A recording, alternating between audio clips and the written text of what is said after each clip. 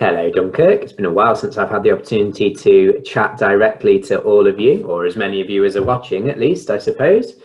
I'm here today to talk to you about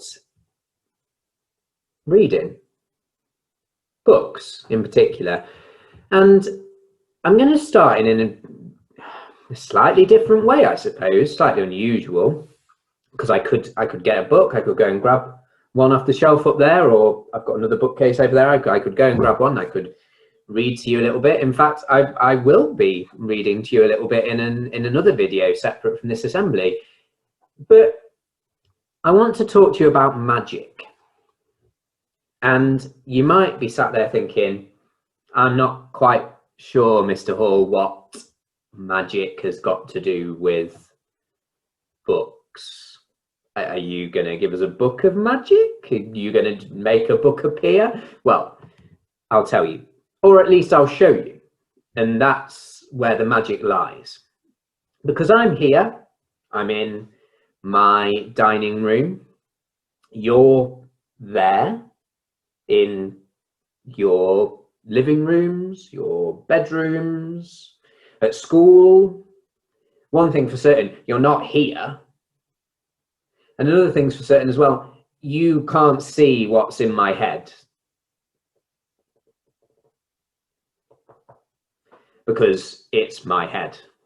And only I know what's going on in there. Thankfully, because it's a crazy world. But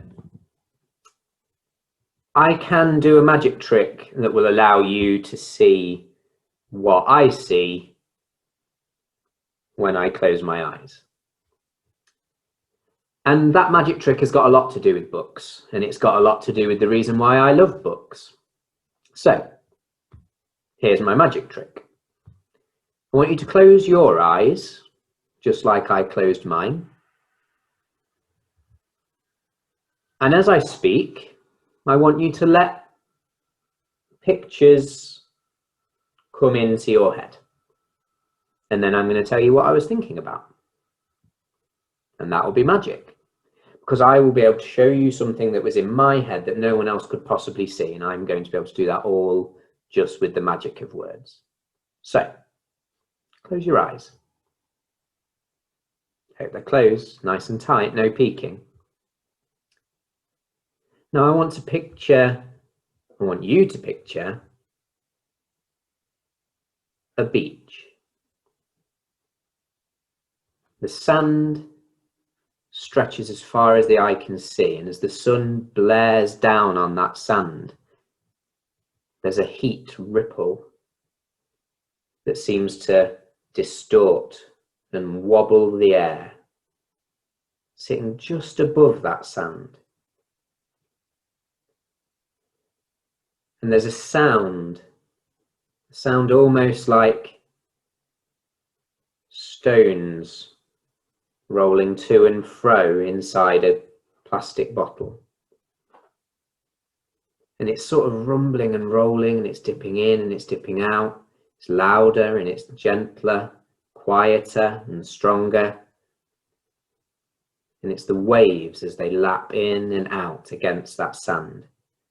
As they come in, the roar builds and you can hear it more, and it goes from one ear through across to the other ear, and it builds and flows and ebbs. As it goes back out, it draws the sand with it, and you hear the crunch and crackle of millions and millions of tiny sand particles rubbing across one another as it goes in and out. There's a gentle breeze that's rippling through the trees and the fronds of the palm. Insects chirping and chirruping, and birds calling at each other. Okay, open your eyes. I can tell you exactly what I was picturing. In fact, I can do one better than telling you exactly what I was picturing. I can actually show you exactly what I was picturing. I was picturing this. A beach in Cyprus that I was at a few years ago. It was glorious. Blue sea, white sand beaches as far as you could see. It was fantastic. And I can use words to take me back there.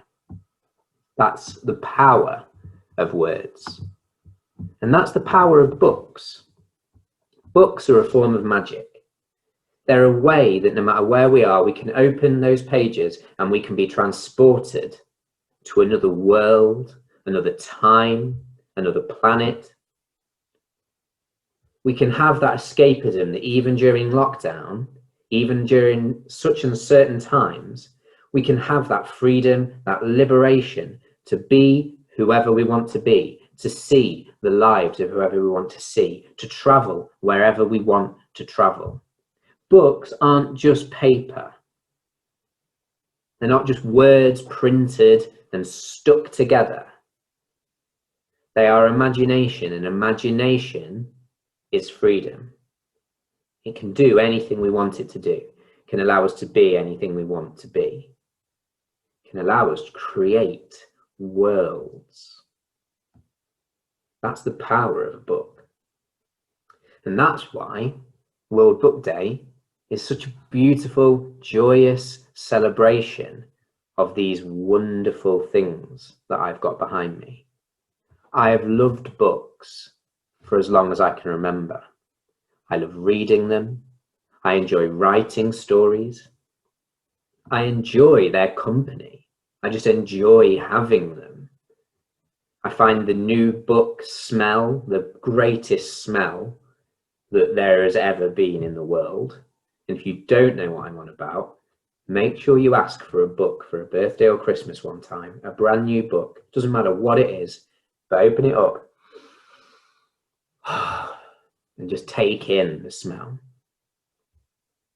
So, I hope today you get the opportunity to enjoy a book as much as I do, to get that love for literature and for reading, because it was something that will never leave you for the rest of your life.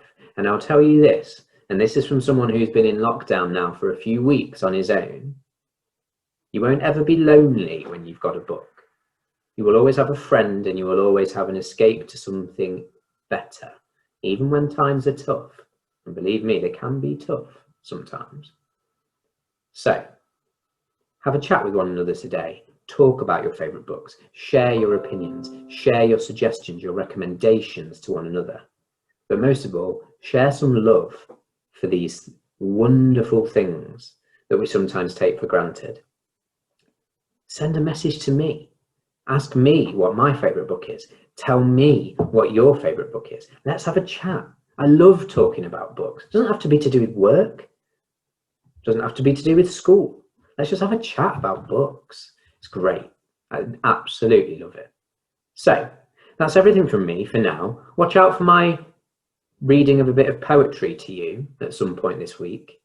I'm going to be choosing one of my favourite poems to read out to you. So look out for that.